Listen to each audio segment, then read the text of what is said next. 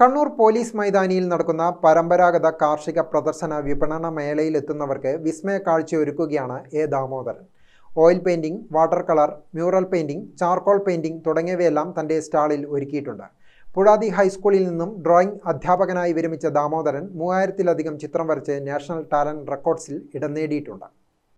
ഈ ചിത്രങ്ങളടക്കം 300ഓളം ചിത്രങ്ങളാണ് പ്രദർശനത്തിൽ ഒരുക്കിയിട്ടുള്ളത്. 300 രൂപ മുതൽ വിലയുള്ള ചിത്രങ്ങളാണ് പ്രദർശനത്തിൽ ഉൾപ്പെടുത്തിയിട്ടുള്ളത്. മ്യൂറൽ പെയിന്റിങ്ങിന് ഫ്രെയിം ഉൾപ്പെടെ 8000 രൂപയാണ് വില. നിരവധി പേരാണ് വരകൾ കാണാനും വാങ്ങാനും എത്തുന്നതെന്ന് ദാമോദരന്റെ മകൾ ശിശിര പറഞ്ഞു.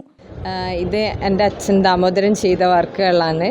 നാഷണൽ ടാലന്റ് റെക്കോർഡിന് വേണ്ടിയിട്ട് 3000-ലധികം ചിത്രങ്ങൾ ഉണ്ടായിരുന്നു. അതിലൊരു 300ഓളം ചിത്രങ്ങൾ മൗണ്ട് ചെയ്തിട്ട് ഇവിടെ പ്രദർശിപ്പിച്ചിരിക്കുന്നതാണ്. ഇത് ആൾക്കാർ അത്യാവശ്യം വരുന്നു, നല്ല റെസ്പോൺസും എല്ലാം ആണ്.